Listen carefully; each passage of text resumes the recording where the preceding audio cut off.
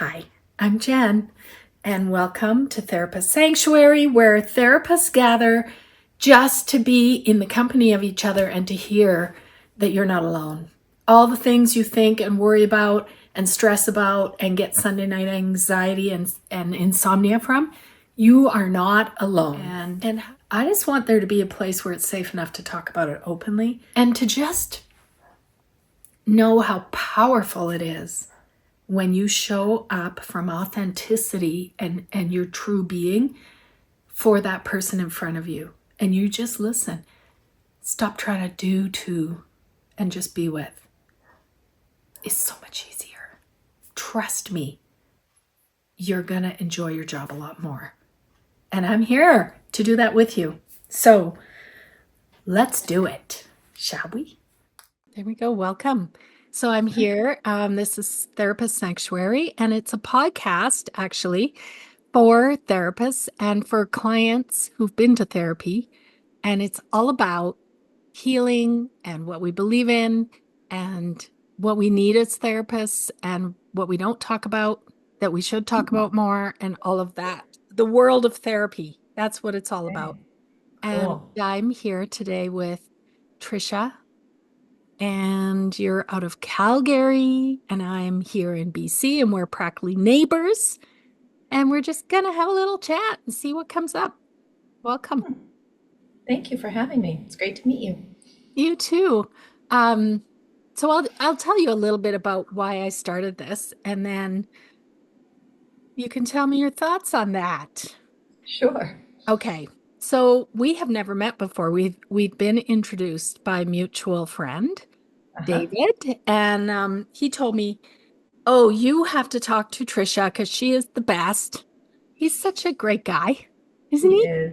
Yes. Yes. And yeah, I could tell when I spoke to you on the phone that we probably have a lot in common. So I've been a therapist for 25 years. I work full-time in the government with kids and families, and I work part-time privately that I've done for about 15 years with just adults. Wow. And and then I've done just a whole shit ton of my own therapy and 12-step world and support groups and women's circles and just I kind of have been in that place a lot where I'll do anything to heal my childhood so that I can Yeah. have a good life. And I guess through the years I just realized I've been a supervisor of therapists for a long time, and I Okay. realized they all kind of talk about the same things when they're with me in private, Yeah. but that we don't talk enough about it openly as therapists. And I Yeah. don't know why, but I guess what started me on this track of Therapist Sanctuary and building that is that I burnt out a couple years ago for about the third time, took a few months off, and Hmm. thought, I will do anything to make therapists feel more supported because it is such a critical role. And I love therapists so much. And I think the work they do is amazing. But so much of it is kept behind this closed door, kind of Yes. private. It's also confidential that I just want to open up a dialogue about it and what it's really like. So Yeah. that's what I'm about. I love that part that you said so much comes up in your relationship with a supervisee, and that's kind of tells me that then you build that trust, and but it's we're all addressing the same thing. Like those things are coming up for most people. So And many similarities.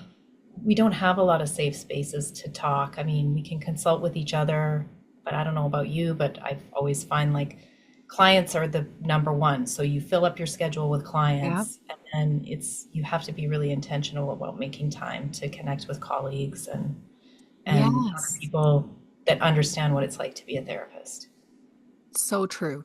And Yeah. one thing that I've found is that in supervision, people think they should come with clients and case consults and questions, but what they really want to talk about is insecurity and feeling Yes.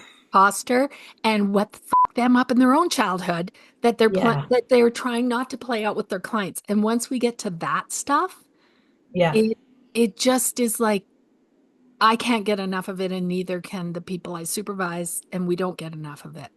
Yeah, yeah, yeah. So tell, You maybe think it's tell about me, getting some techniques and skills I and think help that's what, me work yeah, through what's going on with this client, but actually it's working through your own your own perception and stuff. things coming up. Yeah, Yes, exactly. And um, it's funny though, because I think there's this sort of like idea of what we think we should be doing, and then there's what we really need, you know? yeah, yeah. Well, Okay. that's how I got connected with you was through David, and it's I feel like the thing is when you become a fully registered psychologist, which I am, I think you're a clinical social worker, is that correct? No, I'm a registered clinical counselor. So Okay, in okay, right. BC, it's a little bit, it's probably similar, but maybe different. I'm not sure.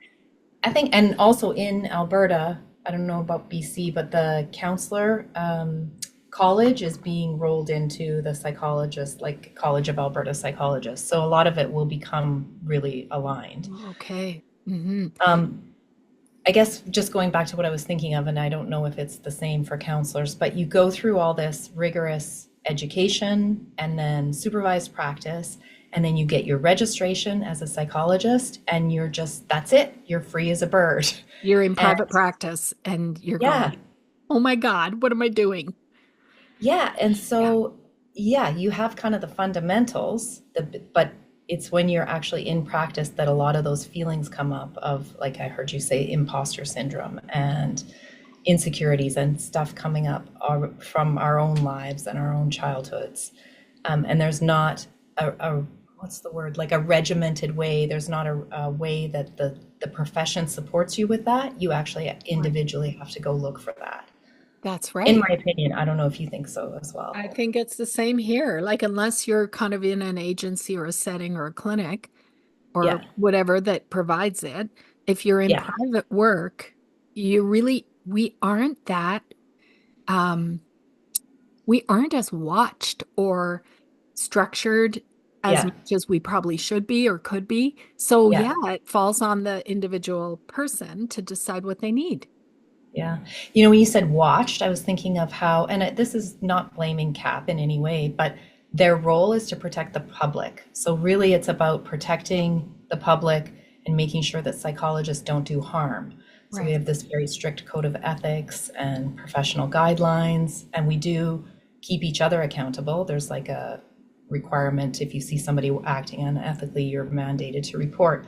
So there's that don't harm. However, there's not a support system for let's get better. Like, let's help each Right. other get better. Let's grow as a therapist, grow as a person.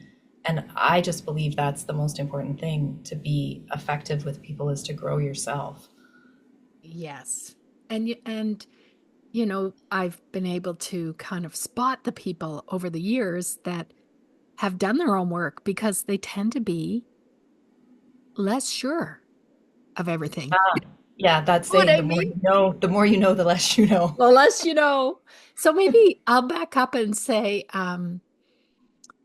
maybe tell me about how you got to be where you are today. Like, what was your journey to becoming Sure. a registered psychologist? Yeah, sure. So my journey was not linear. So I always tell my clients this, although may look like I'm further down the road of life, I've been registered, and it used to be, I wanted to let them know, registered 2 years, registered 3 years. Now I don't say it as much because I feel like now I've been registered about 6 years. But I started, uh, I took an undergrad, my first, like out of high school, went right to university and took an undergrad in psychology because I really loved it. Mhm. Was interested in that. And then, life happens. After one degree, I needed to work and I ended up working in business. And I really had some success and fulfillment through that. I grew up in Calgary and moved to Toronto and then Vancouver with this job that I had at the time. And then I ended up having kids and getting married. So kind of put off the master's degree for a lot longer. And my husband's career he was very busy and kind of taking off when we were first married and having kids. So we just focused on his career and I stayed home with the kids for 15 years actually. And all three of my kids, I got interested in like seeking help and learning because they're all wonderful, see, I get choked up when I talk about them. I love them so much, but um, yeah, so they all kind of fall on the ADHD autism spectrum. They're very well functioning, supported, You're choking me up. independent I'm kids. choking up. Yeah, yeah. This is the stuff, hey? Yeah. So yeah, so we I've always had a real growth mindset. Always wanted to learn. When there's a problem, I never hide from problems. I'm always somebody to really directly go at them and find solutions, and then get a team of people like help me figure this out. So I always had therapists and psychologists for my kids growing up, and I did lots of reading and learning. And yeah, I just, by the time my youngest was in junior high, I knew that I wanted to go back and pursue a career in psychology as a therapist. So I Wow. kind of specialize, or just, I don't exactly specialize, but I really have a personal interest in neurodiversity and parenting and adolescence and that sort of thing. So, Oh, that's a gift for every one of your clients who's a parent because, handing your children over to someone's care yes. is terrifying. And I mean, what was kind of if you don't mind sharing it, what were some Yeah. of your best and worst experiences with that when your own kids needed support?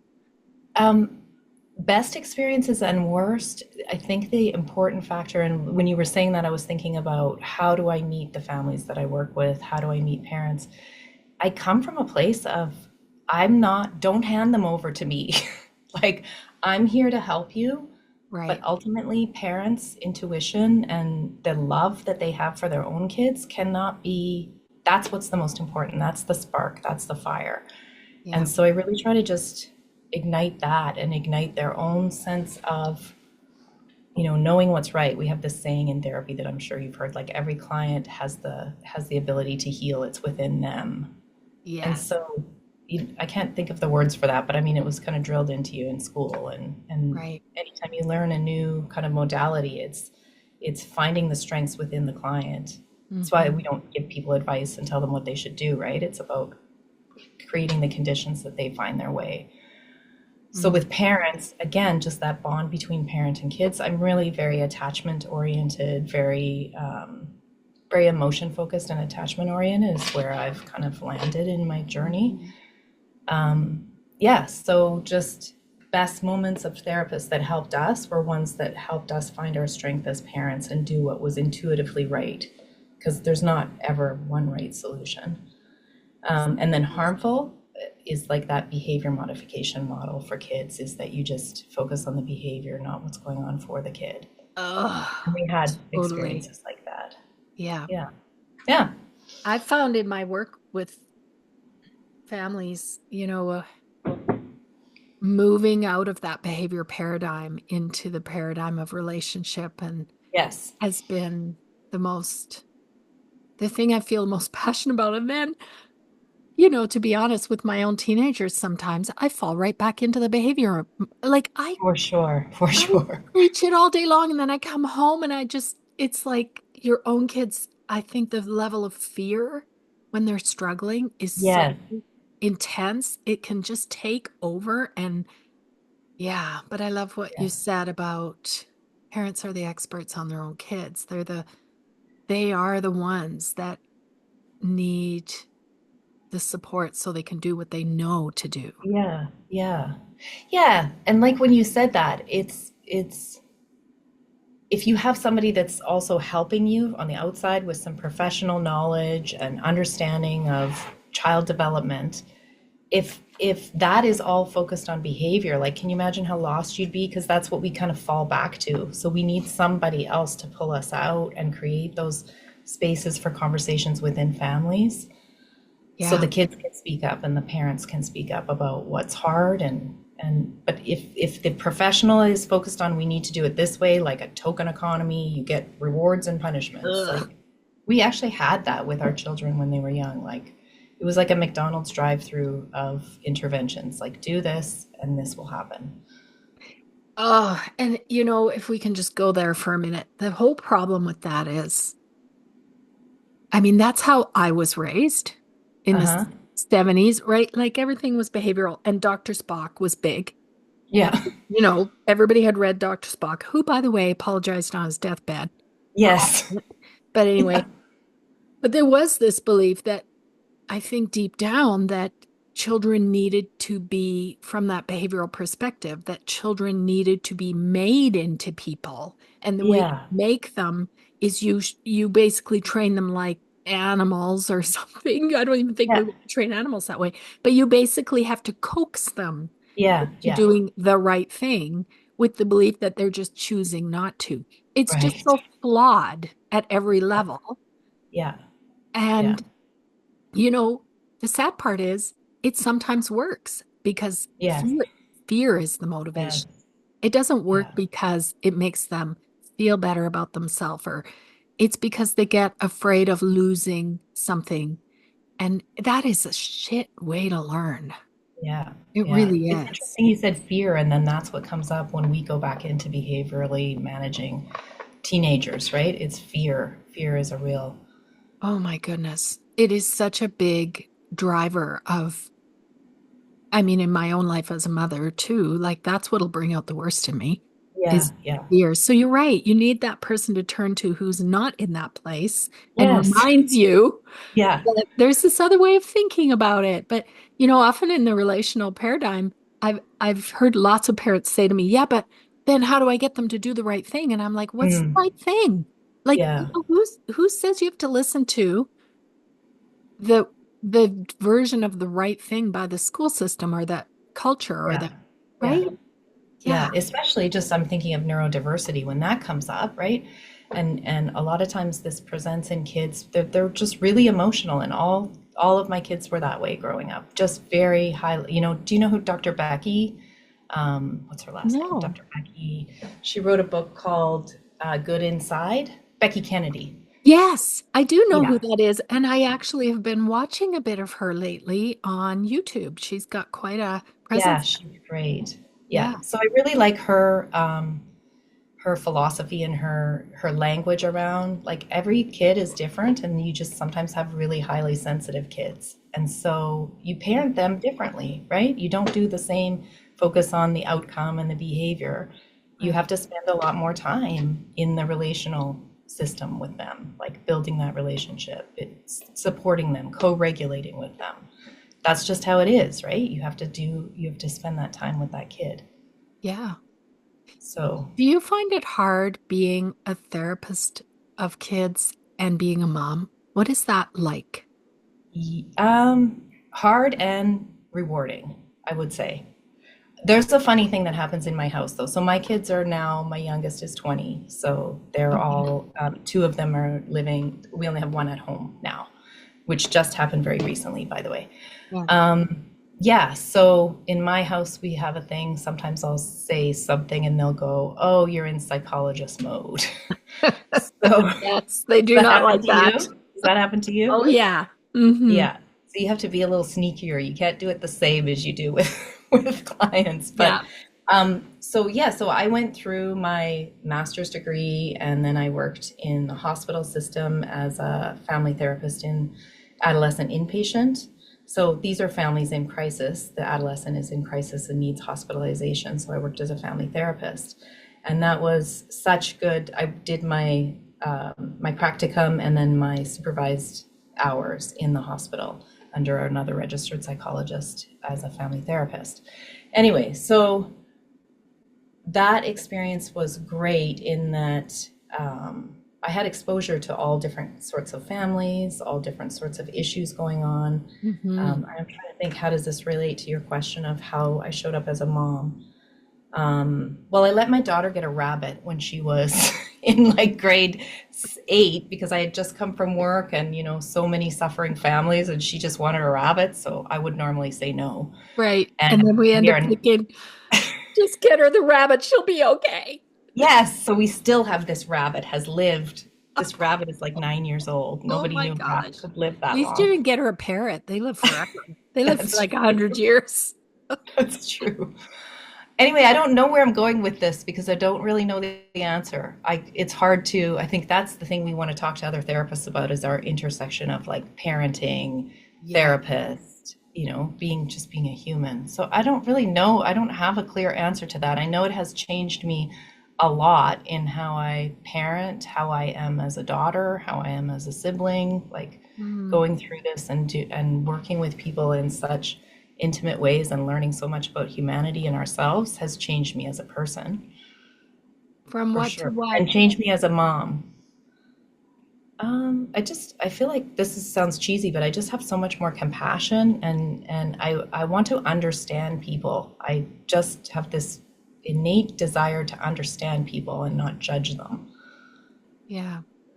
I I don't mean, know. that alone is a bigger task than they make it sound like in school. Oh, Like yeah, the unconditional positive regard. I remember learning about it and thinking, oh, yeah, yeah, I can do that. sure. But, Yeah, you know, it's, yeah, it becomes sort of more of a challenge than I ever would have thought when I'm faced with someone that I don't understand or is doing things I don't understand or have a reference yeah, for. Then it yeah, becomes this sort of like, oh, this is important. Like this is a big deal. And yeah. I didn't think I didn't expect to run into systems where that basic unconditional positive regard was so missed. Like it kind of Yeah. shocked me in a way. It still does. And Meaning that you met people that did never really had that? yeah, and I work sometimes in places where it's probably just hard for the people that work there to give that because of the Gotcha. pressures they're under. Yeah, yeah. And you use the word system, of course, when we're thinking about all Right. the limited resources within a system. Yeah. And But then, but that's why you as a therapist or me as a therapist, giving that one individual for whatever opportunity you have to meet them with, offering that to them through the lens of curiosity is like, that's golden. huge. That's the world. It's a big That's deal. why that's why I do it, right? Yeah. Me too.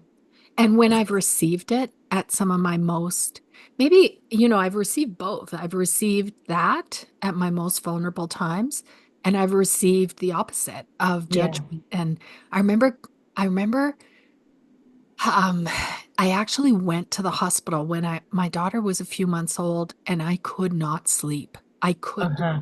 literally, even if she was sleeping, I couldn't sleep. And I was Right. starting to go a bit crazy. I didn't know at that time how much trauma I was sort of trying to suppress.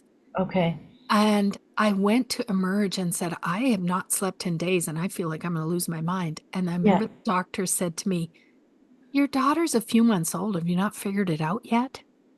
Oh my gosh. Like that kind of response, I think he probably thought, I don't know what he thought, but I remember just feeling so stupid and like Yeah. I should have never come here. I should have never asked for help, right? So, That it, reminds me of at the beginning of our talk, we were talking about how important supervision is, where you can actually be honest about what's hard and what you don't know. right. And so, if that happens a lot, I think when we do, it doesn't happen. It can happen, right? When Yeah. you're under supervision or even working in a multidisciplinary team, when you don't know what to do, and you say like, I'm having a really hard time here, not sure what to do, you get this message of, well, here's what you do, which is laden with, you should know, when Yeah. really we need space to say like, I don't know what to do. However, the fact that you're even bringing it up means that you care and you're offering that person, that situation, unconditional positive regard with a sense of like, what is going on here? How do we Right. understand this and then start to add some healing? Yes, that's beautifully said because what it makes me realize is how many professions don't have the kind of supervision where it's safe to even say, I don't know what to do. Yeah, yeah, And so they're not allowed to say, I don't know what to do for you. yeah, And it's easier to just blame it on the person and say, you have a stupid problem. yeah, yeah. You're not trying hard enough. Yeah, I think that's a beauty of our field of therapy is we do value the vulnerability of not knowing. I Not think we knowing. Yeah, we do live in that place of uncertainty more yeah, readily yeah, because we're with the human condition. Like nobody's figured that out. No, absolutely not. Yeah. Yeah, no, you're right. I think there are professions that are even, I can imagine, like in the medical system, if you don't know something, You don't it's admit probably that, not, yeah, not right? the same as we do support each other in that space of like, I am having a really hard time with this. Yes. Yeah. And then it comes down to the questions, right? What's going on for Mhm. you? How is this for you? What's it bringing up? Have you have you had an experience yourself of being with someone that really helped you heal? Oh, that's a good question. Well, David, for example, Yes. I started with him from a place of, yeah, I would say like pretty bad imposter syndrome. My practice was growing, I had a full caseload, and I really struggled with um, just overall feeling, am I being effective? Am I helping? Right? Yeah. Because people's journeys are always not linear, Right. and and everybody doesn't progress. David hates the word progress, so he took Oh, that out of me my too. vocabulary. Good. He helped me, right? Because I came from like a kind of a hospital model Right. of You you solve it. measure. You Yeah, solve it yeah, and you measure it and the people move forward or you're not yeah. doing a good job. Yeah. And then I think I Super realized helpful. like that's acute care. You're just helping solve the crisis, right? And then it got hard in private practice, not solving the crisis, but supporting people on the journey, you know? Yes. What a shift in So mindset. yeah, so he helped me heal in that way that I don't even know how to put it into words, but he just helped me to find my kind of my confidence and my grounding and my presence when And maybe I'm, yourself, who you would yeah, be, yeah, who yeah. you are. Hmm. And then yeah, I think I also have been in personal therapy for the last probably around the same time I saw David for the last 2 years, and that has helped me really grow and be, yeah, like a lot of therapy, working through things that happened in my childhood and understanding how they affect me now. And just it's kind of that self-knowledge, I think is one of the great prizes or great beauties of therapy, is to understand kind of why we feel the way we do and why we react the way we do in certain situations. And then we get some choice and Right. some self-compassion. Yes. And, So I think it also, when we're in therapy and we feel what it's like to be yeah, that vulnerable, it just, for me, it gives me endless compassion for my clients. Like yes, it's a yeah, shared knowing of how raw it can feel. yeah. That reminds me of, I watched a Instagram thing of what is her name? See, I forget words sometimes. But anyway, she's just talking. You'll know who it is, Mel Robbins, Oh yeah. Okay. Yeah. and she's just talking about how not everybody wants to look at themselves. Not everybody wants to gain insight into why they react certain ways or emotionally react in certain situations, Mm, and just to I think, like, I just believe it's really important and really life giving, and kind of the purpose of life is to grow and to understand each other and ourselves. But not everybody has that value or mm. perspective. And so that's where she comes up with the idea of you have to let them, you have to kind of just accept people where they're at. So it does give me compassion and kind of empathy for everybody's on a different Yeah. trajectory, like in a different part of their journey. Now, the Yeah. family that you grew up in, what did they think of you being a therapist, a psychologist? Oh, that's a good question. My parents are still alive. They're wonderful, healthy. My dad's turning 85 tomorrow, and my Wow. mom's 80. And they're very proud.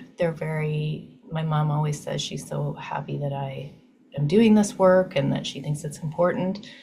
Um, when it comes to, like I said, I'm the one that always questions things. I've always been kind of that way, not to turn away from a problem.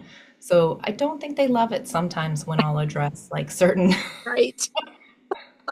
So overall, they're supportive, but yeah, I kind of get the label as a bit of a shit disturber sometimes, to be Right. honest. I think we're kind of like, out in the world doing good, but can you just keep that shit away from the family dinner table at Christmas? Exactly. You're Which is ruining our valid, right? facade She's here. That's where this Mel Robbins thing hit me this morning. It's like some of that is valid. Like maybe we don't bring this up at Christmas time or, you know. Yeah, I know. I used to be called my family used to call me the psychiatrist, like from when I was Ah, little, because I was the really? same. I wanted to talk about everything. I wanted to Right. talk about everything and how do you feel about that and what do you and I mean, it just was not a match for my family of origin. They were not about that at Yeah. all. Yeah. Isn't that cool that how wonderful that you became a therapist, that you had that you had that nickname as a kid. I Did know. that did that kind of did you already like did you fall into it because you were already called that, or do you think that had any impact? No, I didn't think of it. I didn't think of that until much later after I trained and, you know, was working and then I reflected on it. But Yeah. no, I felt I felt compelled. Like I didn't start out this way in my career. I started out in another profession and then I Okay. just felt compelled to do it. And I think it was a nightmare for my family of origin for many reasons. Yeah, yeah. I'm But glad you you relate to know, that. I feel seen. oh, I mean, I think I identify a lot with the term cycle breaker. Yeah. Okay. Oh, Yeah. you Same. know, I'm probably the family scapegoat now because I disrupted a lot of things Yeah. because I wanted Yeah. to talk about them and Yeah. my family did not. And so I have a real love for clients and family systems where there's this sort of either kid or person who's identified as the Yeah. problem. I Yes, exactly. I'm I do zeroed in too. on I relate them. to that. Like they're Yeah. probably trying to save the family. Yeah. What are they saying? Let's listen for a sec. Yeah, they usually, I mean, I remember listening to something and I went, oh my gosh, I never heard that before. That the scapegoat is usually the healthiest person in the family and Ah, are often the ones who get well fastest because they're sent for help. yes, Or, right. they're sent to go fix yourself and stop bothering the family. And next thing you know, they are the leaders of saying, okay, you too could get free of Yeah. this stuff. Yeah. Um, Yeah. yeah. You know what I was reminded of when just back to the question you asked me, how does this work help me or impact how I show up as a parent? And I was just thinking about how my youngest daughter said this recently.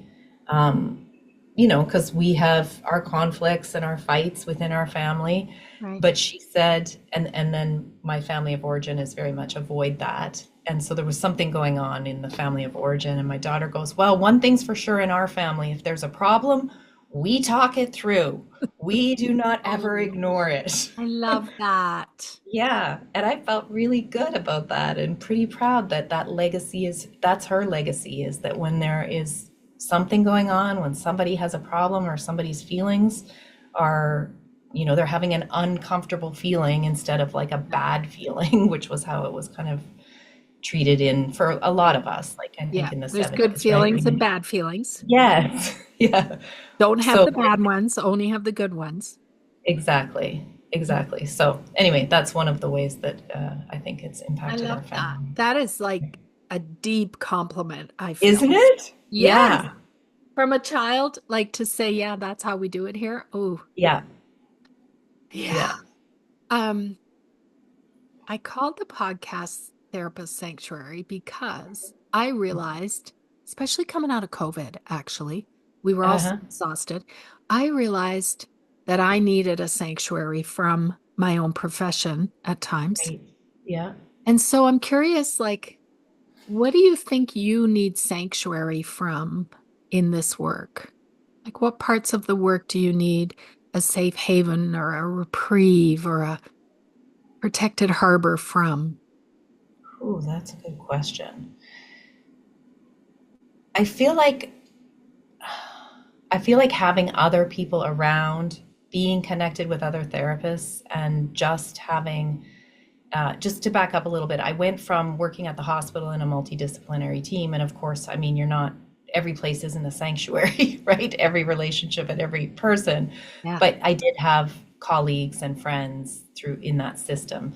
And then during COVID, I kind of left and went fully into private. I did both for a while, and then I went into private practice, and I was on my own completely. I still had consults groups, but like my office space was just me alone. I rented space. Mm-hmm. And I only lasted in that for maybe a year or two. And then I sought like a group practice. So I contract now at a group practice because when you asked, what do I need people around. Even if we don't talk about cases or whatever, I need to see people in the lunchroom and Yeah. just feel connected because so much of what we do is so intimate with one other person or, Yeah. even a family or a child and parents, but it's still just so isolated. And Yeah. yeah, I just need So to feel like I'm you need connected to a connection. bigger system. Yeah. Yeah. No wonder you love attachment work. Yeah. Yes. Yeah, that's true. I never drew that parallel, but yeah, so that's what I need sanctuary and safe haven from. And then conversations like this where you can be really honest about what's hard and Mm-hmm. conversations like I have with other professionals that work in the same group. It just or in the same kind of realm. It just feels so good Right. to know. Yeah. We're not alone. And what we Yeah. experience is not our us only, right? Yeah. Yeah. There's a lot of commonality with the world of therapy, I think. Yeah. And we don't always know it. We think we're the only ones. And so Yeah. that connection, yeah, I don't know if people would realize how isolating it is because most therapists, I've rarely ever met someone who didn't take the confidentiality part of the work so seriously. Yeah. Like I remember being at home one night, everybody's talking at the dinner table as much as they do, they didn't always, but they're Okay. talking about their day. And I remember saying this one night, I don't feel like there's anything I can say about my day. Oh, yeah. Like so that isolation is just a necessary part of the work, but it Yeah. also, you're right, like even just the presence of other people Yeah. is comforting in our I day. think. Yeah. Yeah, I know what you're saying about that you can't share. Like I'm trying to imagine myself in that situation. I don't think I would ever want to be in a situation where I couldn't share something about the day with the people that are important to me, my family or my friends. Mm. So I can't share what's going on in like individual stories, but I can share like what's going on first of all in the office, right? Who's True. doing what, right? Yes. And yeah. And And then ourselves, like how we are, yeah, yeah. right? I guess that's true. Like I think I kept that a lot away from my family about the Uh, impact of the work on me. yeah, And yeah, maybe I didn't need to as much as I did. I don't yeah, know. It's yeah, interesting to reflect on. Yeah. yeah. Huh. Yeah, What's it your is. favorite, what is your favorite kind of theoretical modality or intervention style right now, would you say? What are you into? Oh, have always, like I said, been very attachment focused and the relationship. And then as most therapists, we're rather eclectic at first, and then we go for a little bit more training in this or that. Yeah. So I went for some training recently in EFT, like EFIT, so Hmm. emotion focused individual therapy. Okay. And I loved it. It's not like I learned this whole new paradigm. It just fit into how I work and how I kind of Yeah. see how I see people function and what's helpful and what's healing. But I just maybe have a little bit more structure around it in the language and the Right. process. And so I'm really into that right now and interested in Love going for it. some more training and supervision. I'm joining a supervision group in January. Cool. Um, I yeah, have for EFFT. yeah. I've, What's yeah, that? I have EFFT training, Oh so yeah, yeah, emotional focused family therapy. And yeah, yeah. it's the same. Often like, I, I notice being here for a while, there isn't much that's brand new, even when people Right. think it's new, but it Yeah. gives you this new packaging and new vocabulary and new sort of containment around some thoughts or beliefs that I have, but it'll put this language to it that Yes, I agree. That's what it I love makes it about. more usable, I guess. Yeah, Yeah, yeah. It's a little bit more of a pathway that maybe I've already been on, but now I have some language around it. And then maybe if I'm wondering where to go, I have a bit of a structure to come back to. right, So, and the other big thing that keeps coming up in my mind is it's a community, right? When you do kind of get involved in a certain modality, which I'm right, planning to through group supervision and doing some more training, I'm hoping to get connected to more people, psychologists, therapists that kind of use that model to grow my community. right. Love that. Yeah, So yeah. So great. that's what I did recently. I really loved it. That Yeah, sounds good. Um, okay, I'm going to play a little game with you. sure. Ready? It's word association. Okay. I like doing this with therapists at the end of the podcast because it's fun. It always ends up Okay. being fun. Okay, I'll come up with a word. You say the first word that comes to your mind. Um, family, Acceptance. intimacy, Acceptance. Sorry, I was going to say love, but I went back to that. okay, that's good. Love. Yeah. That's the word love. What's your word? Oh, the word is love. Sorry. That's okay. Uh, we're going to go around in a circle here. That's Love, okay. I think growth, Anger, problem, crying, exposure, healing, warmth, fear, the unknown, neurodiverse, interesting, belonging. everyone. Oh, that's nice. That's a nice way for us to end. Yeah, that was fun. Thank you for the conversation. I really enjoyed Thanks talking. for being here. I've enjoyed it too, and I feel like our paths will cross again. And until then, I am glad that I got to meet you, and I hope you have a great day. You too, Jennifer. Take care. Okay, bye bye. Bye.